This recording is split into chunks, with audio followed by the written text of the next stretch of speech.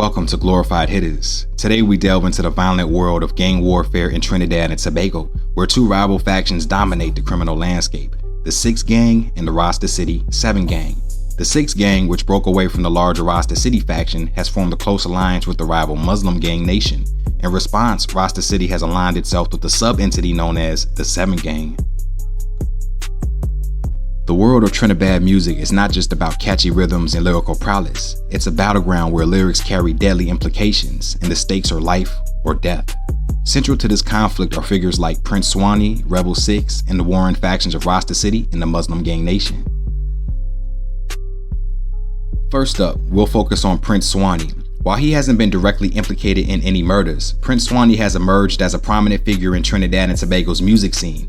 His rise to national popularity has drawn significant attention, including my own, leading me deeper into the world of Trinidad music and the gang warfare that often surrounds it. In this segment, we'll introduce you into who Prince Swanny is before moving on to other notable figures involved in this ongoing gang conflict.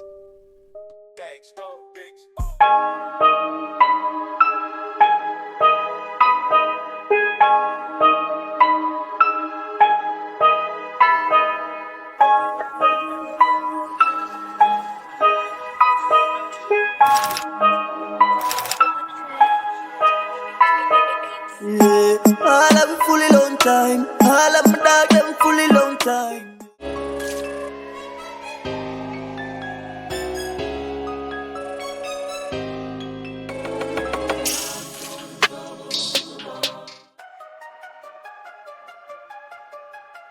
Prince Swanny's career is deeply intertwined with the rise of Sixx, a music group that serves as a mouthpiece for the Rasta City Gang. This gang, known for its ruthless control over certain territories in Trinidad, uses music as a means to exert influence and propagate its ideologies. Swanny, with his gritty street-centric lyrics, has become a prominent figure within this movement, but this affiliation has also placed him in the crosshairs of rival gangs. Prince Swanny's life has been marred by violent confrontations, both related to his gang ties and the content of his music. His residence in Carnage has been the site of multiple violent incidents. On September 19, 2023, gunmen attacked his home, firing over 100 rounds of ammunition, though it remains unclear if Swanny was present during the assault. Just days later, on September 22nd, a 39-year-old man was shot by police outside Swanny's home. There was a brief confrontation where the suspect allegedly pointed a Mac 11 submachine gun at officers. This incident marked the second such occurrence within a week, highlighting the dangerous environment surrounding this artist. The violence surrounding Prince Swanny is not limited to his personal life, but extends to the broader Trinidad community. Since July 2020, 7 Trinidad artists have been killed in separate incidents, underscoring the deadly consequences of the gang-related themes that dominate this genre.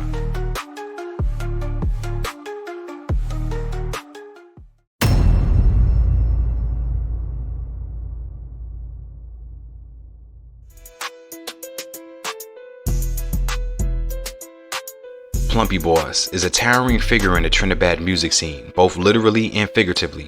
His music, heavily infused with the themes of the 7 Gang's struggles and triumphs, made him a key player in the ongoing gang rivalry. Plumpy's collaboration with artists like Jamaica's Skank brought him fame, but also painted a target on his back. The assassination attempt on Plumpy was more than just an attack on a single artist. It was a calculated move to destabilize the 7 Gang by eliminating one of its key financial assets and mouthpieces.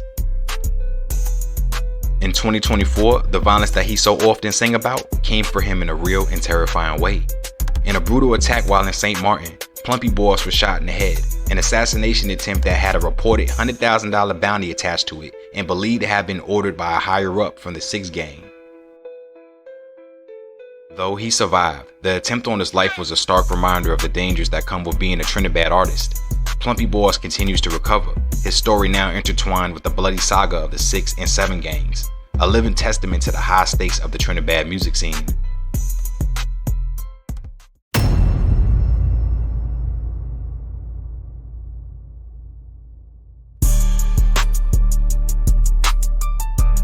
Roberts, who performed under the stage name Rebel Sixx, was another artist deeply embedded in the Trinidad genre. His music, like many others in the scene, was a reflection of his life and the violent world around him. Rebel Sixx was known for his confrontational lyrics and his association with the Sixx Gang faction. On July 5, 2020, Rebel Sixx was murdered in a brutal execution-style killing at his home in Viceroy Crescent. The gunman reportedly entered his home and shot him multiple times, leaving no chance for survival. His death was a significant blow to the Trinidad community as he was one of the genre's rising stars. His murder is widely believed to be connected to the ongoing gang rivalry between the Sixx gang, with which he was affiliated, and their rivals.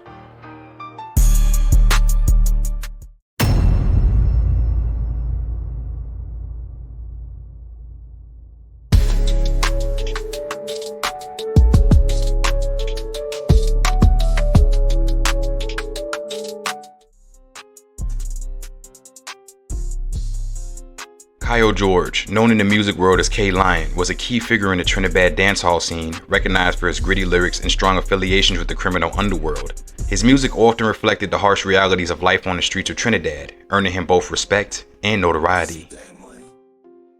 K-Lion's career, however, was cut short in 2022 when he tragically passed away from a heart attack, reportedly triggered by a seizure. His death was a significant loss to the Trinidad genre, but it also highlighted the harsh conditions and lifestyles that many artists in this scene endure. Despite initial rumors that his death might have been the result of foul play, local news sources confirmed that it was indeed due to natural causes. K-Lion's influence on the Trinidad genre remains strong, with many of his tracks still serving as anthems for those living the realities he often rapped about.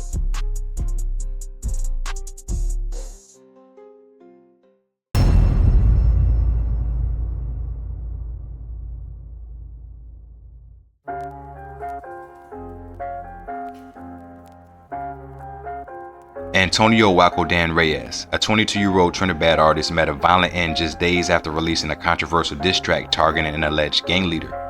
On the morning of May 2, 2023, while visiting his sister in St. Anne's, Port of Spain, Wacko Dan was sitting across the street from her home, casually chilling and smoking with two friends.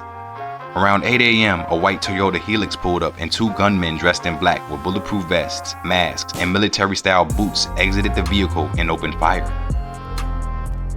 Wacko's friends managed to escape, but the gunmen approached Wacko and shot him multiple times at close range, disfiguring his face beyond recognition.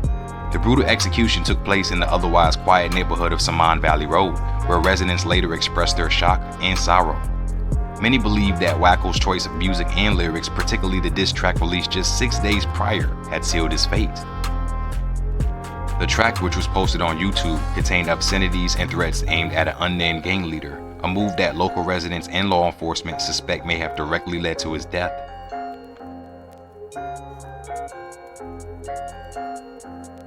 The fact that the ops came suited up like the military shows you just how much of a savage Wacko Dan was.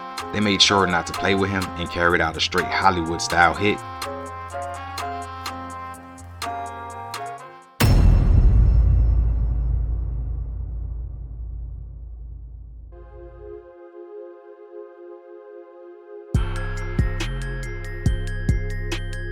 Nkosi Bovell, better known as Fari Dan, was affiliated with the Sixx gang, a connection that significantly influenced his music. His lyrics often touched on gang violence and rivalry, and his tracks like Gunplay, Sixx Never Die, and Sixx Resurrection resonated with the young people in Trinidad and Tobago. With hundreds of thousands of views on YouTube, his music was both popular and controversial.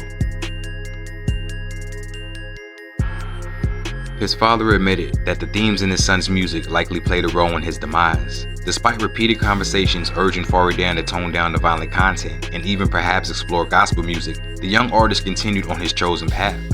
He was well aware of the dangers, even acknowledging in his videos that he knew he was being targeted. Fari Dan was not just a musician, he was also a hard-working individual who sold coconuts and breadfruits to support himself while pursuing his passion for music. He frequently traveled to Trinidad to promote his work, demonstrating his dedication to making a name for himself in the music industry. His final days were spent with family and friends, unaware that his time was running out.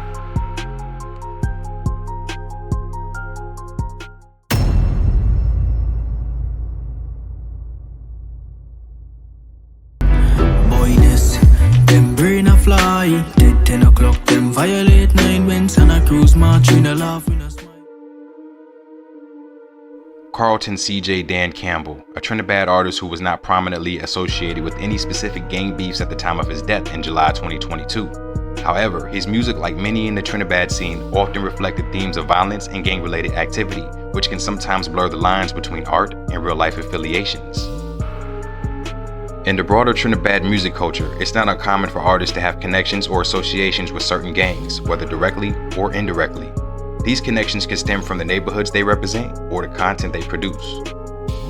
His death in the Damien Bay shooting, which resulted in 3 other fatalities, was part of a broader pattern of violence affecting Trinidad artists. However, the exact motivations behind the shooting remain unclear, and no verified reports conclusively tied to gang-related activity on CJ Dan's part.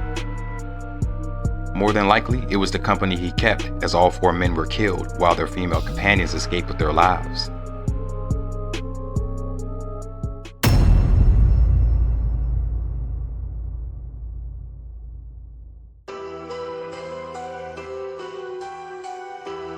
Wendell Django Walker was a prominent figure in the criminal underworld of Trinidad and Tobago, known for his significant influence and notorious activities. His life was marked by violent power struggles, and his death was a pivotal moment in the ongoing gang warfare within the country. Walker rose to prominence in the Laventille area, one of Trinidad and Tobago's most notorious hotbeds for gang-related violence. His leadership skills and ruthless approach enabled him to consolidate power, making him a feared and respected figure among both allies and adversaries. Django's control extended beyond Laventille, impacting criminal activities across various regions. Django was deeply entrenched in a range of illegal activities, including drug trafficking, extortion, and orchestrating violent attacks on rival gangs. His operations were vast, and his influence reached far beyond local neighborhoods. In February 2023, he was wanted in connection with the shooting of 2 police officers, further cementing his reputation as a key player in Trinidad and Tobago's criminal landscape. Despite his power, Django's criminal empire began to unravel due to increasing pressure from law enforcement and growing animosity from rivals. In mid-December 2023, his life was violently cut short in a targeted assassination on Wrightson Road near the water taxi terminal. Intelligence reports suggest that a local entertainer deeply associated with gang leaders and athletes was behind the hit. This entertainer is believed to have orchestrated Django's execution, involving other gang leaders and a Trinidadian residing in the US. The assassination of Django left a significant power vacuum, leading to further instability and violence as rival factions vied for control. His death is a stark reminder of the persuasive influence of organized crime in Trinidad and Tobago, and the devastating impact it has on communities. Even in death, Wendell Django Walker remains a symbol of the brutal reality of gang warfare in the region. As of mid-August 2024, the murder toll in Trinidad and Tobago had surged to a crazy 390, nearing the 400 mark. This grim milestone underscores the relentless violence plaguing the nation, with homicides surpassing last year's count of 366 for the same period. These murders are part of a broader wave of violence that has gripped Trinidad and Tobago in 2024. The sharp increase in homicides highlights the challenges law enforcement faces in curbing the bloodshed. The violence has not only claimed the lives of those involved in criminal activities, but has also ensnared innocent bystanders and individuals with questionable associations. The surge in murders reflects a deepening crisis in the country's security situation, with gun violence and organized crime continuing to take a heavy toll on the communities.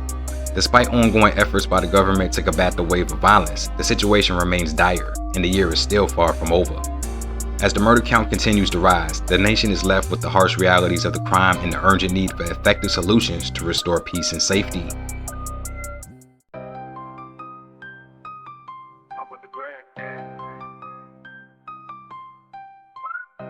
This is JC King with Glorified Hitters. This video has hella copyright, so I'll never earn a dime off it in the future. However, you can show your support by liking and subscribing.